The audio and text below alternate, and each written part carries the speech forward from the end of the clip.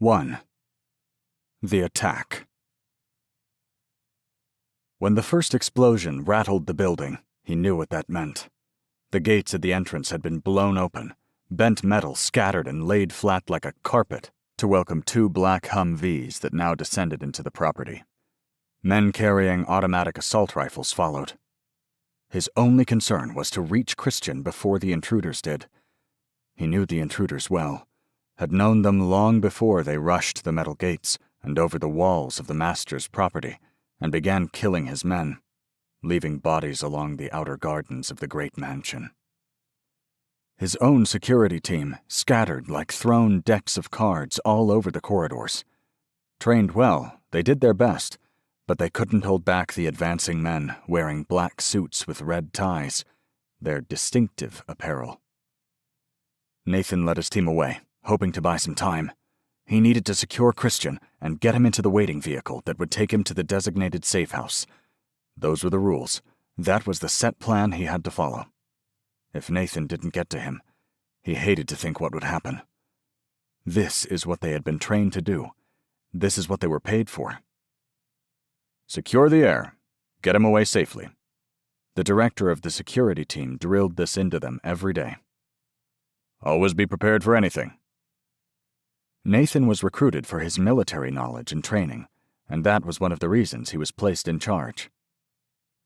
Don't make me regret putting you in command, the director had said to him. He furrowed his brow. He hated being drilled, when he knew the role well. Keep them at bay long enough so I can secure the Heir, Nathan said to his men. The security team was the best, not just because they had been hand-picked by him, but because they had the experience required to protect their charge. Their job was to defend the Heir, and that was their only task. They had to be the best. Military soldiers devoted to the craft, skilled in engaging with hostiles. They trained every day, from the crack of dawn, running the track, preparing at the shooting range. They were trained to anticipate anything. They were the best of the best. Nathan hurried up the staircase and ran down the long corridor. The home was beautifully decorated, with sculptures and paintings by famous painters. A few pricey rugs lined the corridor.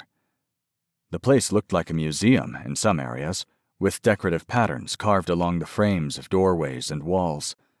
The home reminded him of a royal palace, too big of a building for the young master to be roaming alone. It certainly had quite a lonely atmosphere. The mansion was large and had over 50 rooms. To say this place was huge was an understatement. Christian's room was at the end of the hall, where a single large window overlooked the back of the property, overlooking a white stable, which housed the master's 4 beautiful horses. The scent of oil paint greeted his nose when he opened the door and entered the master's bedroom. The room was filled with artwork, paintings hung from the walls, drawings in pencil and color markers, and watercolor displayed upon easels and art tables. A large bookshelf filled with a variety of books lined one wall of the large room. Beside it was a small seating area designed for the leisure of reading in peace. In front of him, at the far end, was a balcony with white linen curtains cascading down the frame to the floor.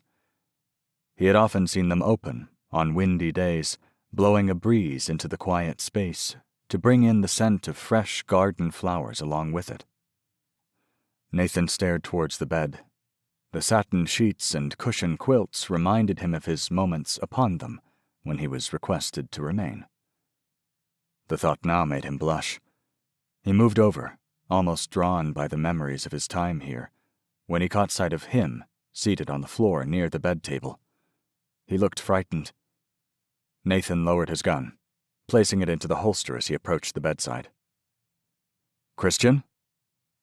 The young man immediately looked up, his eyes widening at the call of his name. When he spotted Nathan, he immediately rose and rushed to his side. Christian at once wrapped his arms around him. It caught Nathan off guard. It delighted him that the young man was safe. Christian trembled in his arms, and Nathan held him tightly, hoping to calm the other man. From somewhere in the mansion, the chaos continued. Christian gripped onto him tighter at the sound of explosions and gunfire. I feared the worst," the young man uttered. Nathan held him, never wanting to let him go. He knew it was wrong to adore the one he was meant to guard and protect, and that such feelings could cloud his judgment, but he could no longer help how he felt for the young man. "I'm so scared, Nath. What if they get close this time? What if—" They had attempted before, but they had not succeeded. "Listen to me, Christian. I'm not going to let anything happen to you." The young man's lips brushed across his neck. Nathan pushed him away, slowly lifting Christian's chin. Their eyes met, and for a brief moment, he resisted the kiss that lingered between them. He couldn't let his feelings cloud his mind. He had to stay on task, and that was getting Christian to the safe house, or at least the vehicle awaiting him by the east wing. "We have to get you to safety," he forced himself to say instead. "The vehicle is waiting by the east wing of the house. I want you to stay close behind me. Don't move unless I tell you to." Christian nodded. Nathan lifted the cold steel of his gun into his hand again and moved to the door. Christian followed very closely. He opened the door and moved into the hallway. The sounds of chaos echoed loudly throughout the mansion's interior and down the long hall. "Are we going to make it? I don't want to lose you, Nath. I can't deal with being alone. I won't." "Don't talk like that. Nothing is going to happen. We will get out of this, trust me." Christian nodded with difficulty, and a smile rewarded Nathan. "You trust me?" Nathan asked. He knew Christian had no one else. His father, Arthur, was always away on business, and when he was around, it was as if Christian didn't exist. His father had many enemies. He was a very powerful man. Nathan had been hired to protect Christian. During the first weeks at his job, that's what he tried to do. But Christian tried to befriend him the first time they met. He could see the young man was lonely, but he had been hired to protect him, not to be his friend.